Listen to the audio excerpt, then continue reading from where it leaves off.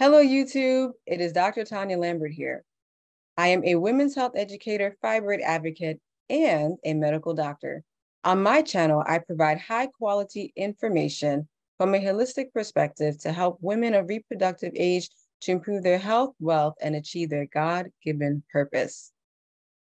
In the last episode, I shared with you how you can utilize the Dutch test to help you get to the root cause of fibroids growing in your womb. In particular, I talked about how the Dutch test can help you to figure out which estrogens are elevated in your body and what foods to eat to help you balance your estrogen if it is elevated. However, fibroids are not only caused by estrogen dominance, but it can also be caused by imbalances in a hormone called cortisol. So in this episode, I'm going to share with you how you can utilize the Dutch test to help you understand what is going on with your cortisol levels and what you can do in order to balance them to help you shrink fibroids naturally. Now, before I get into this video, I would like to share my disclaimer with you.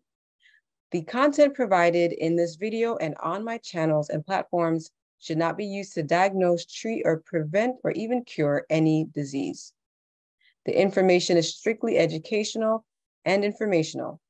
Continue to speak with your licensed healthcare provider to help you with your specific health concerns and questions. All right, let's get into today's topic. Now, many women are struggling with chronic stress. Chronic stress can actually result in elevated levels of a hormone called cortisol. Cortisol is known as the stress hormone.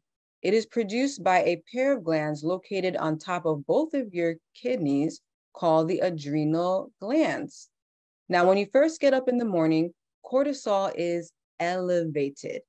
When cortisol is elevated, especially in the morning time, it's actually a good thing because the cortisol is going to stimulate your liver to release glucose into your bloodstream.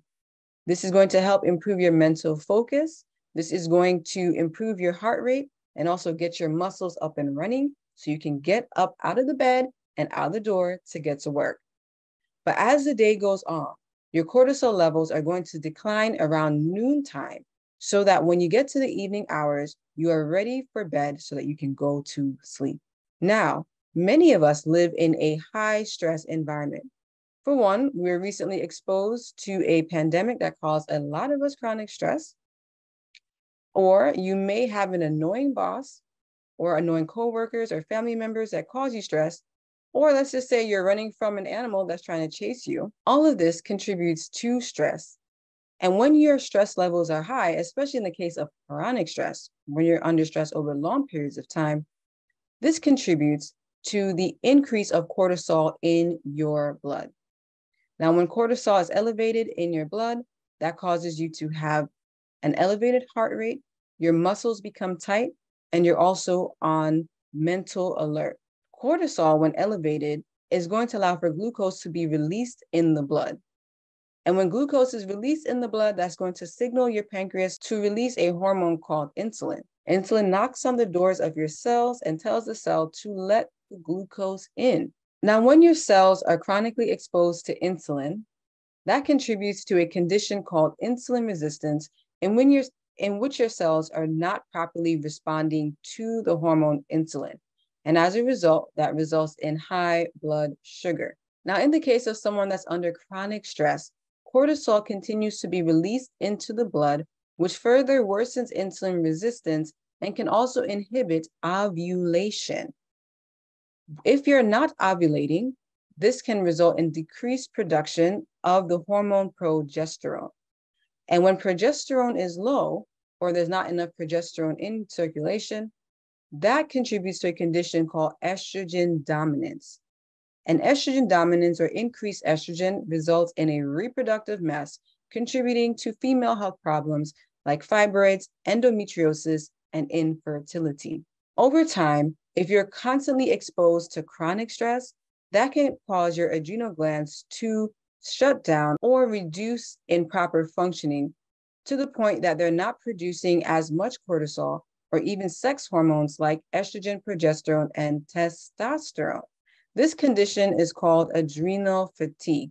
Adrenal fatigue is not a recognized diagnosis in conventional medicine, but it is a recognized condition among holistic practitioners, including functional medical doctors, naturopathic doctors, and chiropractors.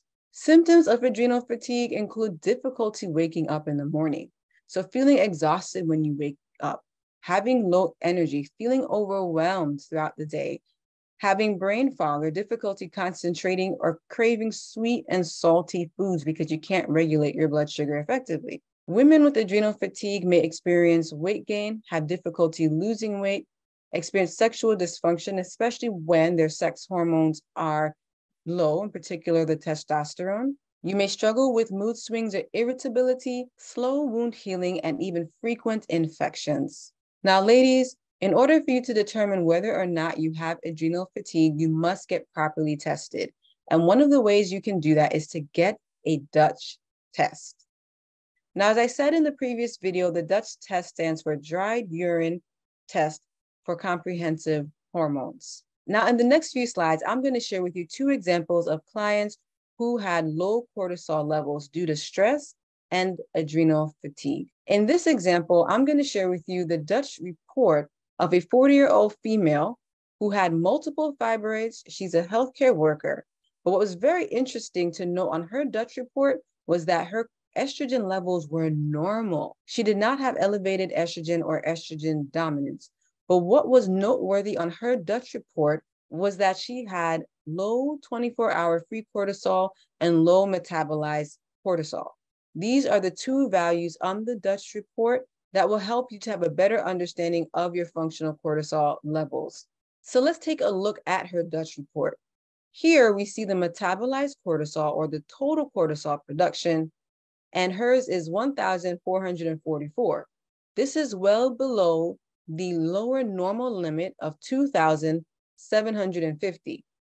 When you take a look at her daily free cortisol pattern, her values, which are the red line, are riding on the lower limit for the daily free cortisol. And her 24-hour free cortisol is 42, which is much less than the lower normal limit of 65. Now, I want to show you another client who actually had low estrogen levels and 3 fibroids. Similar to the client I just shared with you, when she started working with me, this client was a 35-year-old female healthcare worker who had 3 fibroids.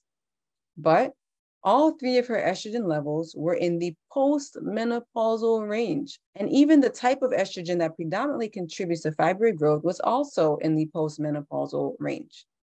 In addition to that, she had low testosterone and low progesterone.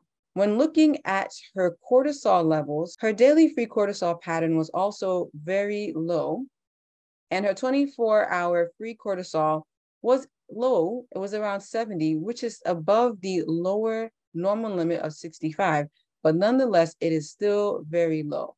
This client was suffering from a lot of symptoms of adrenal fatigue, including chronic fatigue, brain fog, low sex drive. And even though her estrogen levels were very low or postmenopausal, she still had 3 fibroids. The issue with adrenal fatigue is that it is a state of chronic inflammation. And chronic inflammation contributes to reproductive health issues like fibroids. That is why, ladies, it is so important that you get properly tested. Understand what is going on with your hormones so that you can make educated decisions to help you balance your hormones to heal naturally from fibroids. Now, what can you do about adrenal fatigue? Now, adrenal fatigue is really a lifestyle condition. And the best way that you can help your body to heal from adrenal fatigue is to improve your nutrition and also to get rest. And so now what I would like to do is share with you lifestyle changes that are easy to do that can help you to heal from adrenal fatigue, but most importantly, help you to shrink fibroids in your womb naturally.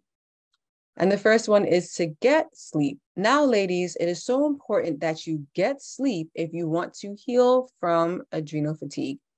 On average, adults need 7 to 9 hours of sleep every single night. Now, that might be challenging to get, but I must tell you, if you have your schedule set up properly and make sure you go to bed around 9 o'clock and even get up early between 3 and 4 p.m., that's going to recharge your body to help you to heal so that you can actually get back to your day-to-day life. If 9 p.m. to 5 a.m. works for you, then do that. You have to find a way to give your body what it needs. And ladies, please stay away from utilizing your cell phone after 8 o'clock at night, because the blue light from the cell phone is going to keep you awake. So ladies, get sleep. Eat more healthy fats and proteins.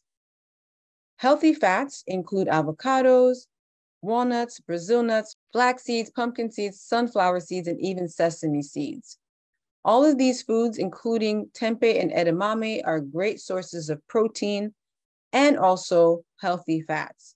Now, if you are not into eating soy products, you can focus on other sources of plant-based protein, which include nuts, beans, and seeds.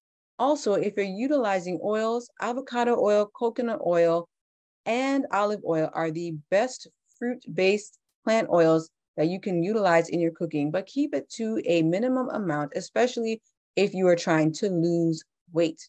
Make sure you're eating a low carbohydrate breakfast. Ladies, skip those sugary breakfast bars and sometimes even skip the oatmeal. Some women do not do well with high carbohydrate breakfast meals. With adrenal fatigue, it's best to stick with high quality protein in the morning and healthy fats. So high quality proteins include nuts, beans, and seeds.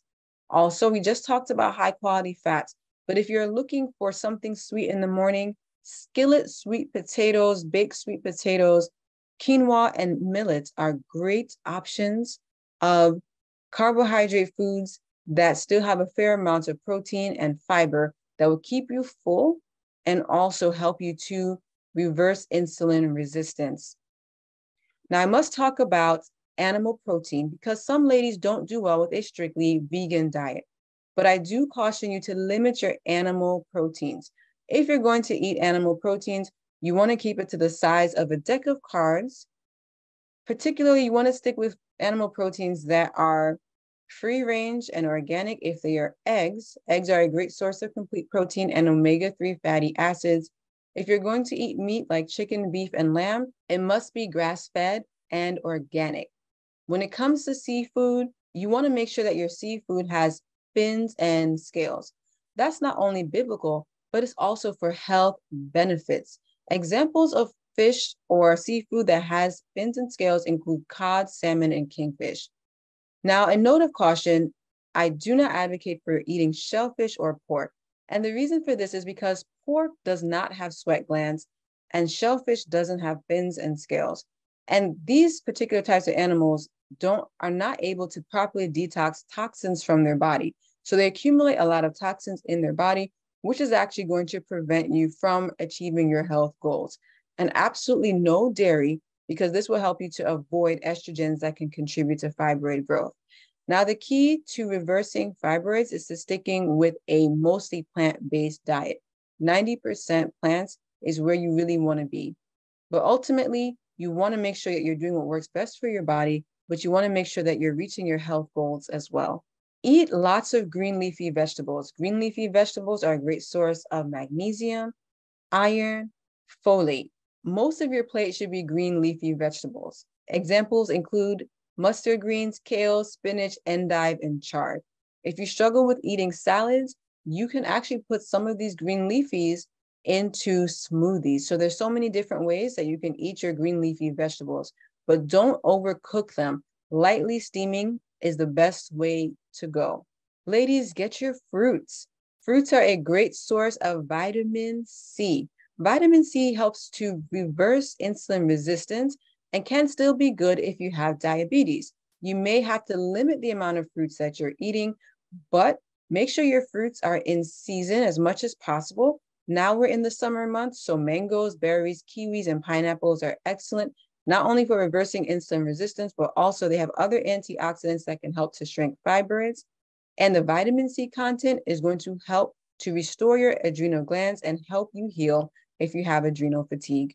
Now, when it comes to balancing your cortisol and helping your body to heal from adrenal fatigue, you want to make sure that you're getting herbs in your regimen that can help you, called adaptogens.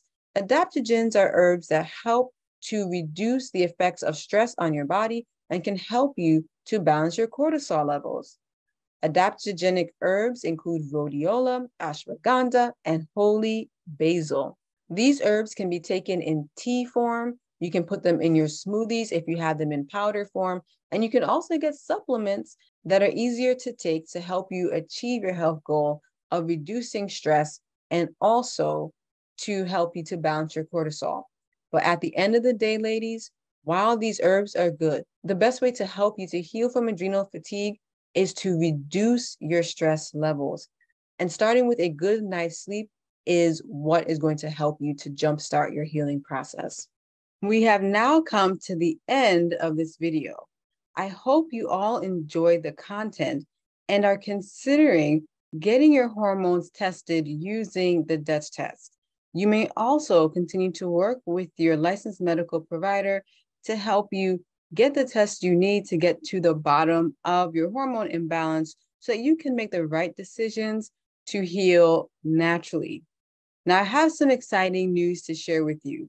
Lambert University will be shifting to a podcast which will share high quality information and also exciting new guests with all the ladies out there to help you get the information you need in order to make better health decisions and to help you get on your natural healing journey.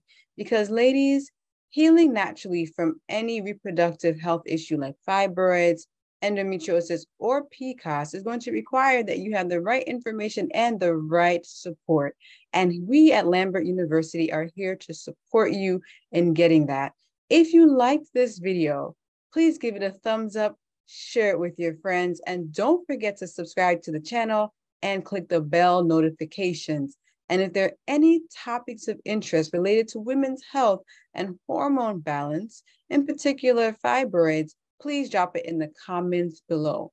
We look forward to serving you and giving you what you need to get on your healing journey successfully. Take care of yourselves and God bless.